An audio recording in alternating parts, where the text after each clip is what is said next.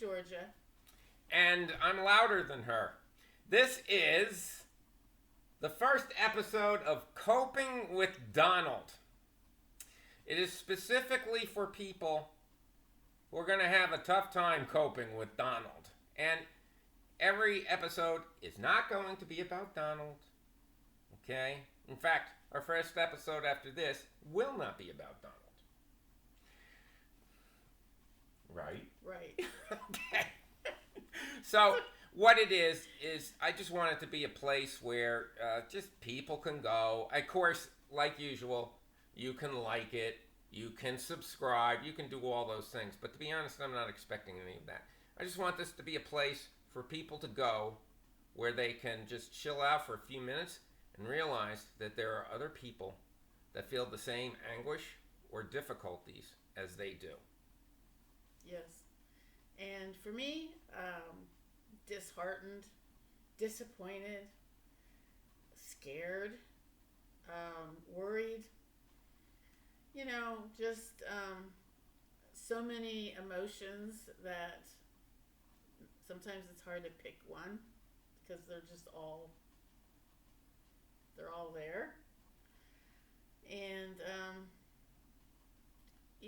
it's frightening also. I mean, it's just I never thought in 100 years that was going to end up like this. And I remember the rock in my stomach on the day after the election and how I felt, and I was crying, and I couldn't eat, and it was So yeah, there's a lot to deal with, and everybody that feels like us is going through the same thing. So it's gonna be a rough time. Well, Georgia and I are both early seniors. We can put it that way, okay? So basically, we're early seniors. So you can say a lot of the issues that were discussed in the election probably do not pertain to us directly. But I think most of the issues that were discussed, for sure, pertain to people that we know. Yeah. Okay. My daughters, my grandchildren. I'm very worried for them, especially my grandchildren, and my daughters. I mean, I'm worried for all of them. It's scary to think about what kind of a world they're going to have. Which issue do you think specifically, relating to your daughters and your grandchildren, which issue sticks out the most for you as a problem, as a danger, as a worry? Well, as a woman, my daughter's rights as females is a big one, and for my grandchildren, are they ever going to be able to vote? I mean, are they ever? With the statement, "You'll never have to vote again." I mean, does that mean my grandchildren are never going to be able to vote ever? We don't know. I mean, there's so much up in the air. How are they going to make a living? It's been tough to make a living. Anyway, I mean, my daughters work hard. And now my grandchildren are going to be becoming adults in 4 to 10 years, and how are they going to make it? So. Well, we're both of the age where I know that there are a lot of people our age that say, "Oh, these kids, they have it so good. They just want to whine. They want to complain. They want to be lazy." Every generation has people like that, of course. But in truth, we're both of the age where we can remember better times. We can remember easier times. And some things have become incredibly more difficult, one of them being, say, housing. My worry the most at my age and as a person, or my feelings about this, I think it's unfair. I think it's unfair that a lot of conservatives do victory laps And they're owning the libs. They're doing the victory laps. All that stuff. They're cheering. Yay. Okay? You're going to be crushed. We had everything to lose as Democrats, as liberals. We had democracy to lose. We had a viable economy to lose. Women's rights. Maybe some more financial equality for people in the future rather than this widening gap between the haves and the have-nots. And everything that we believed in, we're in danger of losing. Now, had the conservatives lost, the only thing that I can think of that they would lose is they have to be a little more discreet about how they dislike certain other people, certain groups of people. They'd have to quiet it down a little bit. They can't be so obnoxiously out there about it. They had nothing to lose. If you're conservative and you're listening to this, you had nothing to lose. Oh, I know what you'd say. Oh, there'll be more brown people here. But again, that's sort of the same thing, okay? As what I was saying. You really had nothing to lose, whereas we are losing the whole fabric of everything that we believed in, including decency and compassion and empathy, which are all going to be severely reduced in this next version of America. And is that what you want your children to learn? Is that what you want your grandchildren to learn? That you have to be that way in order to stay on top of the rising tide, to stay financially afloat. You have to take advantage of other people. You have to sell $69 Bibles. Things like that. It seems like a step backwards 100 years. I mean, basically,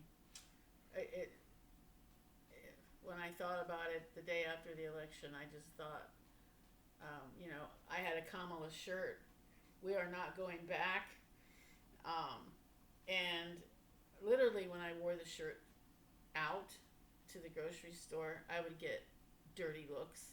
And, but they wore their MAGA hats. So I'm going to wear my shirt, And I didn't really care, looks, whatever. But the day after that election, and I thought, there's my Kamala shirt. We are not going back. The thought that hit my mind was, we just went back 100 years. And in very many different ways. And we're going to explore them over time. And it's easy to not be able to get to some of them because even with Donald Trump not being president yet, the news that comes out every day that dominates the headlines, that he tweets about, his opinions that he tweets about, these things are all a story in themselves. So that's why we are going to have this channel. In the middle of the night, when like most people are sleeping. We're not going to do that. No, but I mean the tweets. Yeah, we're not doing the that. tweets that are coming out. Okay. Like in the middle of the night. We're not doing any shows in the middle of the night. No, and we're not doing middle of the night shows. But the tweets that are coming out in the middle of the night, all these, what I mean. Go to sleep. Really? Give it a rest. Oh my God. Come on. Normal. I mean, do you really think that everybody in his cabinet is going to start staying up all night now? Or setting the alarm so that they can tweet things at 3 a.m.? Maybe they could tweet about some dream they had, I know. Not that much changes between midnight and 3. Yeah, I know. It's not. You could tweet about it before you go to bed, really. Yeah. You don't have to bother people in the middle of the night. Just sleep like a normal person. Yeah. Yeah, you might actually be happier. No. All right? That's my suggestion to Donald Trump. That's a New Year's resolution for you, Donald. Yeah. Have more consistent sleeping hours. My gosh. I know that last night McDonald's is churning through you and might wake you up, okay? But try to get some sleep, okay, Donald? You might be a great person underneath all that. You just haven't slept. I don't think that. No, I don't either. No, No, when he was young and thin, he don't still go was that a far, jerk. but All right. yeah. But anyway, that's the goal of the station. Anything you'd like to add? Oh, last thing I want to add is that I have one daughter. She's an adult. I have 2 daughters. They're both adults. And grandchildren. 4 grandchildren. And my oldest grandchild is 16. Youngest is 4. So. And we live in a place that's basically 2-to-1 Republican. So it is about as Trumpy as it gets. It's not as Trumpy as South Dakota, but it's pretty Trumpy. It's Trumpy to the point where you're kind of afraid to put a bumper sticker on your car for a Democrat or for Harris. Obviously, no one's going to be doing that anymore, but God save the trees. God knows what they'll do to you. So,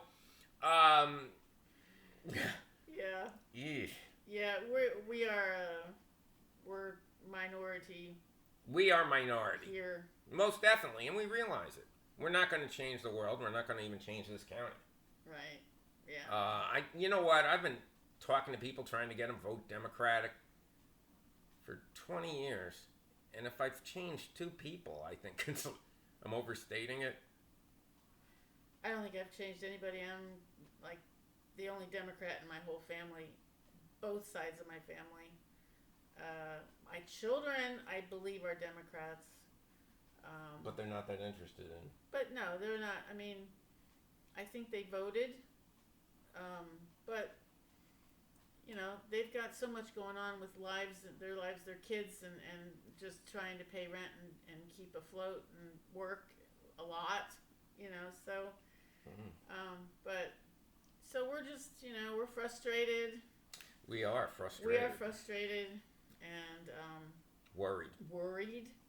And I told Phil before we started this just today that, we are already this deep in the mud. Yeah. If you want, that's nice. Yeah. Stuff going on already. It's mud. And it's only the 3rd of January. And he gets inaugurated on Martin Luther King's birthday. How ironic is that? Oh my God, I didn't think about that. Because Martin Luther King was a great orator, but obviously he's associated with black causes, but Martin Luther King was a big union person. He wanted to improve the lives of working people. And that's not exactly the goal of this group of people coming in. And I know a lot of working people voted for him, and they're going to be disappointed. But I want to also add that my daughter, who's an adult, is uber Democrat, or uber liberal, let's just put it that way. And she usually informs me about stuff. So, this is just an intro video to let you know who we are, and we'll just discuss happenings, occurrences. The next video that we're planning to make in just a few minutes, actually, is a review of a movie. All right? So that has nothing to do with Donald Trump. Every episode is not going to be about Donald Trump. The only thing about Donald Trump, the movie was just trying to get us to think about something else. It was woke. It was a woke movie. We wanted to go do something to get our minds off of Donald. Yeah. We wound up going to a woke movie who had a Donald character, and an Elon character for that matter. Okay? So, I mean, that was, that didn't work. No, it didn't. All right? So we're going to do that next. I'm going to stop this one. We're going to start the next one. And I hope you enjoy that one. And like I said, look for us. It's just spelled out in all small letters. Even Donald is small. The D. And that's done, not just on purpose, but, if anybody who had seen my last site, which had all of 10 subscribers, okay, which was Market Unfiltered, there will be a little stock market stuff in here, too, from time to time. Okay, but just, as it pertains to politics. As I said when I ended Market Unfiltered a few months ago, I did not feel confident because Donald Trump tweets at 3 a.m. And you could have bought a stock that was at a great bargain price, that has great prospects, and Donald Trump could just squash it with a 3 a.m. tweet, or squash the whole market, or turn the market around and send it booming. So because of that, I don't think anybody in their right mind can actually advise people on stocks. I don't care who you are. Not now. Not even Warren Buffett. So we'll be talking about all sorts of things. It will be in the description. I'll give you a little description of what would be in each show. And I hope to see you next time. And now, because we're totally technically unsavvy, and because we don't have a third person here helping us, and because we don't really... We're not smooth, as you can tell by the lighting. You're not going to see graphics on this.